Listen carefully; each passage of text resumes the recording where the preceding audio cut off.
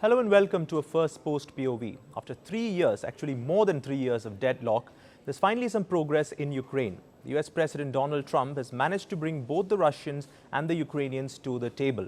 Now, the Russians have the advantage on the battlefield and therefore they are sticking to their long-standing demands like neutrality and demilitarization for Ukraine. The question is, will President Zelensky accept these demands? And if he doesn't, where do these negotiations and where does the war go from here? To try and understand some of these questions, let me introduce my guest, Mr. Gilbert Doctorow, who's a Russian affairs expert. Thank you so much for speaking to Firstpost. My pleasure. Let's talk about this meeting that's being planned, the summit between President Zelensky and President Putin. They've only met once in 2019, and that was before the war started.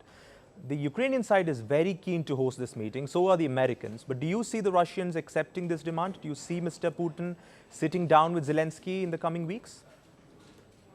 Mr. Putin is not enthusiastic about meeting Mr. Zelensky, in particular, meeting him one-on-one without anyone else present. But since the subject of their meeting will be territorial issues, that is virtually the whole of the content of their future meeting, it is essential that they meet by themselves.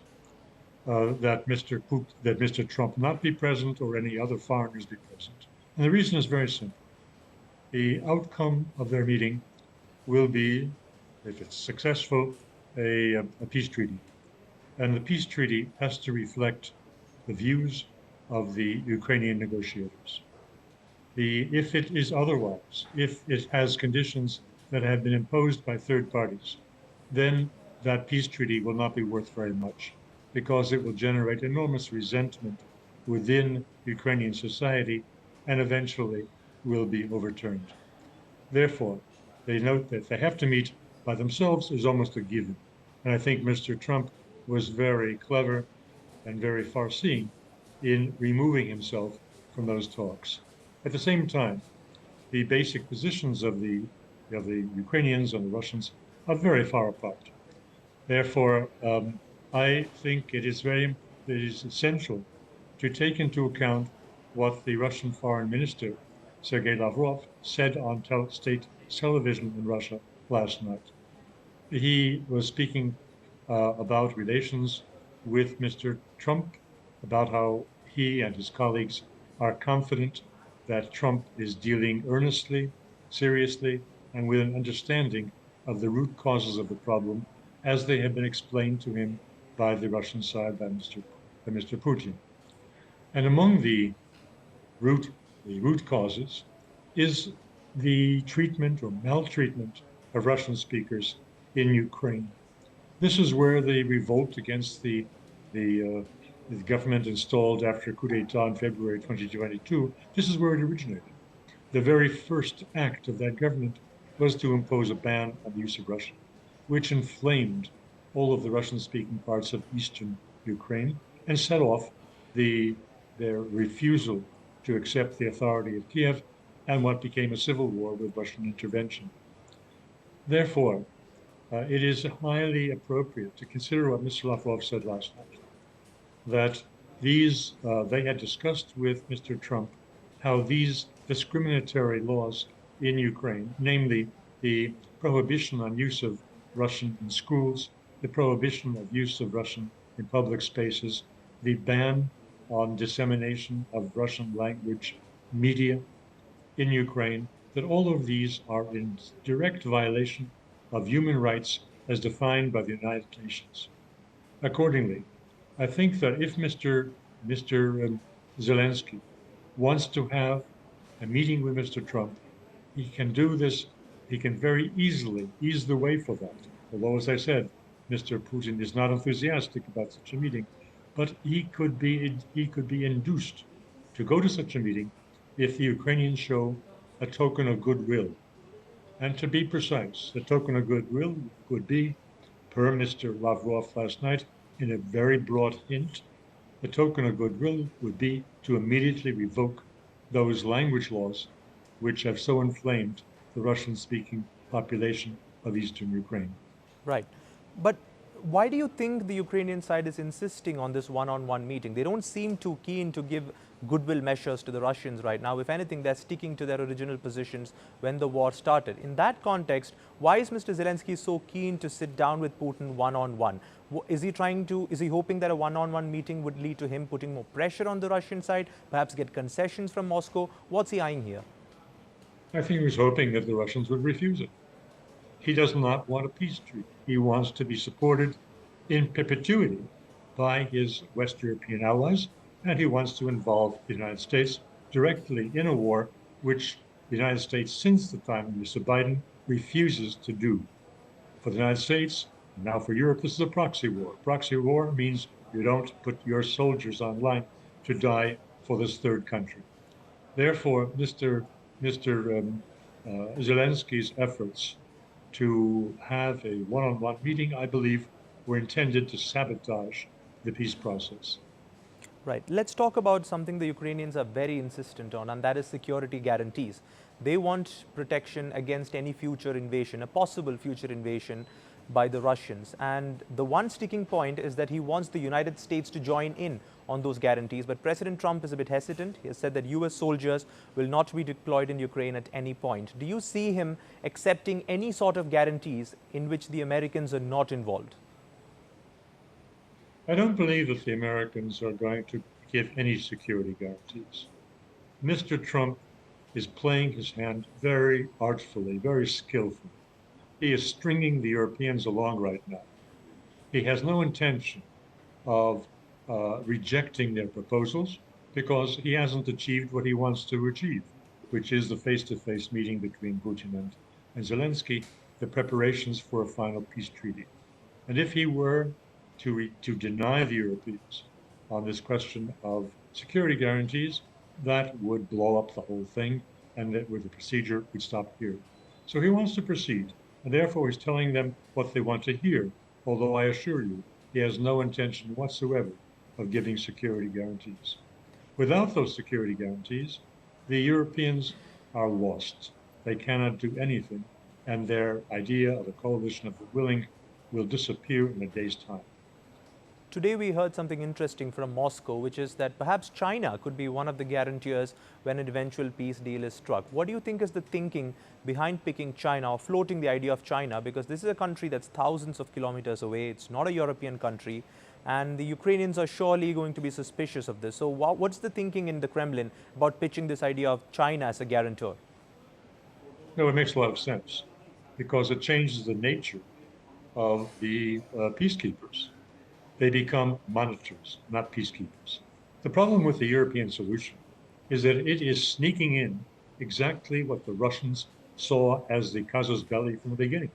They refused to have Ukraine in NATO. They refused to have foreign troops and foreign military installations in Ukraine, which was happening between 2014 and 2022. Very nicely. Ukraine was at that point everything but a legal member of NATO. The idea of putting peacekeepers into Ukraine by the European coalition of the willing is precisely to revive what the Russians have explicitly rejected: their presence armed on Ukraine. Now, what is the immediate issue that should have been brought up when this idea was proposed? Now, what happened between 2014 and 2022? You had OECD monitors there, and they were largely under pressure and influence from the European powers. And they didn't report what they saw as violations until a week or two before the outbreak of the war, when they said, by the way, the fire going from west to east, as from the Ukrainian side into the Donbass rebels, is many times higher than the fire going from the rebels into Ukraine, and it looks bad. Now, that is one way of peacekeeper monitors. The more likely issue is, who is going to monitor the monitors? Who is going to monitor the peacekeepers? It is entirely thinkable that European peacekeepers, so to speak, could use artillery, could use missiles to fire into the Russian side and to provoke a war, saying that the Russians did it. That is the great possibility which the Russians would want to exclude entirely. Having Chinese there as peacekeepers, let's call it better monitors, because nobody's going to go in with weapons, would be a different story. The Russians would have no problem with the Chinese because they know they're not there to fight them. They're not there to provoke a new war. They're there simply to record and report that everything is quiet on the Russian-Ukraine border.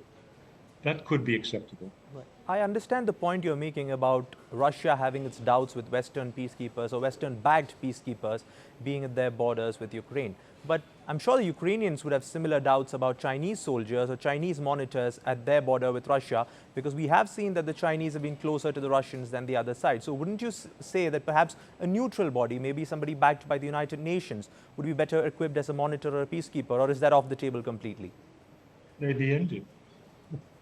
It is thinkable that other countries from the global south could take part, countries that are not aligned in a quasi-military way with Russia the way China is. So yes, of course, there's plenty of opportunity, but to have Europeans alone there is utterly unacceptable and will not end in a negotiated peace. It will only end in parties walking out and the Russians pursuing their war till they conquer Ukraine.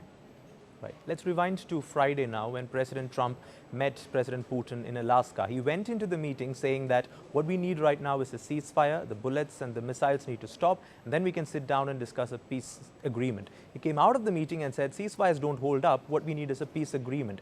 What do you think happened in those 3 hours of talks between President Putin and Trump that the US president came out and said we need a peace agreement, not a ceasefire?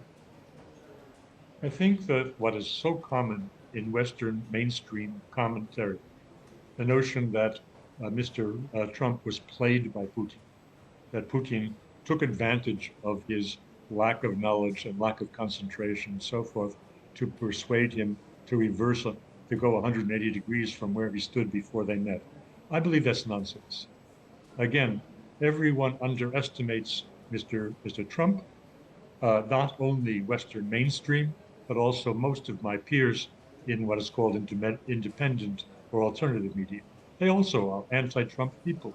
And they give him no credit for intelligence, persistence, or bravery. The man is very brave.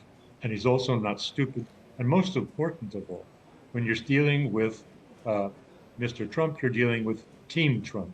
You're dealing with some very shrewd and experienced colleagues that he has who advise him and help him stay on the straight course.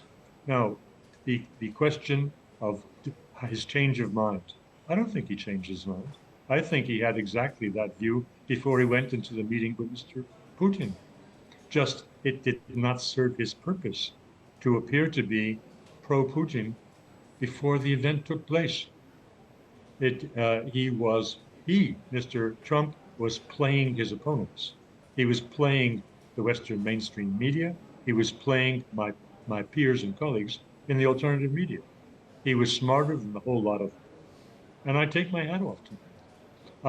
I do wonder who among my peers, how famous they are, like Jeffrey Sachs, would want to go into a meeting that Mr. Trump had with the 8 European leaders in his White House this past Monday. Very few. The man is brave, and he has good teammates that make for an effective negotiating group. Right. Let's talk about what happens if this peace process does not work out the way both sides are intending to. What do you see the US president doing? Does he double down on sanctions or tariffs, on secondary tariffs on partners trading with Russia? Does he go back and just cut off all sort of military aid to Ukraine? What happens when or if these talks fail? It's a very good question because there is a high possibility, I don't say likelihood, but it is a serious risk that the negotiations will fail. The Europeans are not helping matters along. They're doing everything possible to frustrate what Mr. Trump is doing. And they are encouraging Zelensky to make very stupid decisions. So he may persist in his stupidity, and the Russians will not do a deal. They'll walk away from it. Now, what happens next is the war continues. Now, I don't think the war will go on for years. I think the war will end in a matter of months. First of all, the Russians, in a couple of months, can take the rest of Donbass. It will cost Ukrainians several tens of thousands of dead soldiers. But if Mr. Zelensky does not care about his people, then he will let the fighting go on, and he will lose tens of thousands of Ukrainian soldiers as the Russians make it to the Dnieper River, which they will. 2 months. They're well on their way.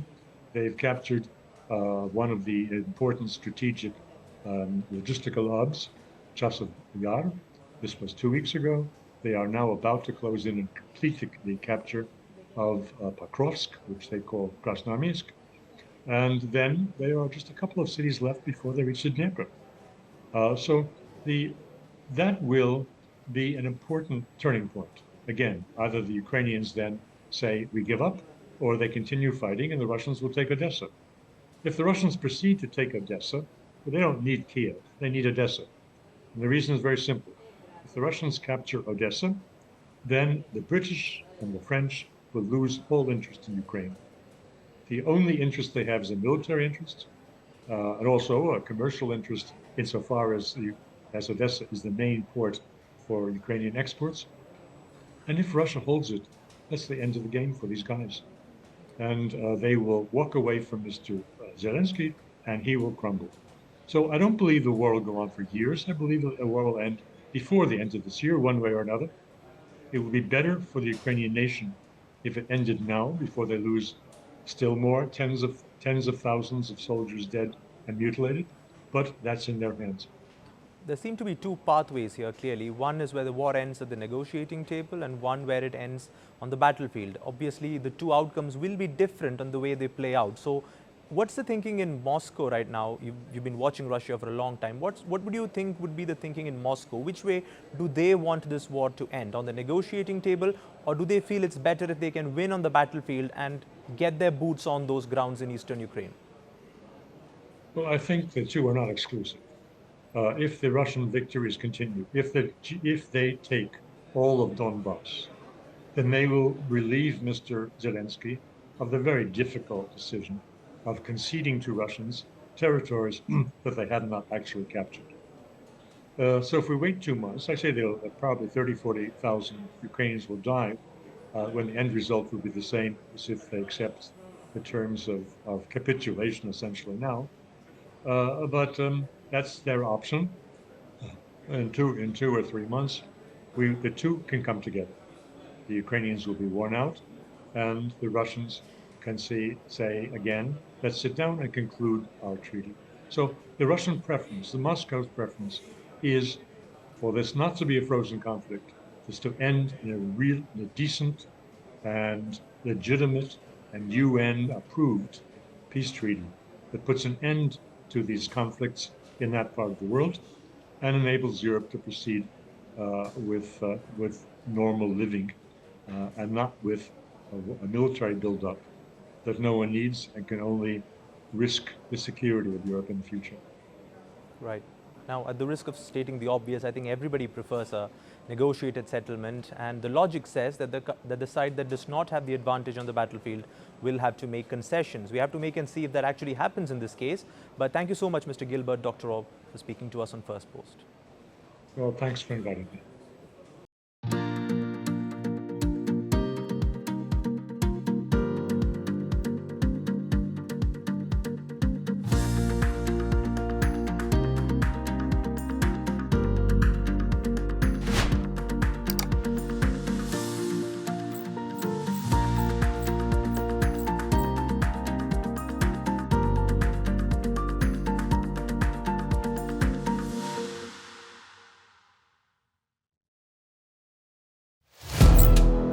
Firstpost now available in 9 languages on YouTube.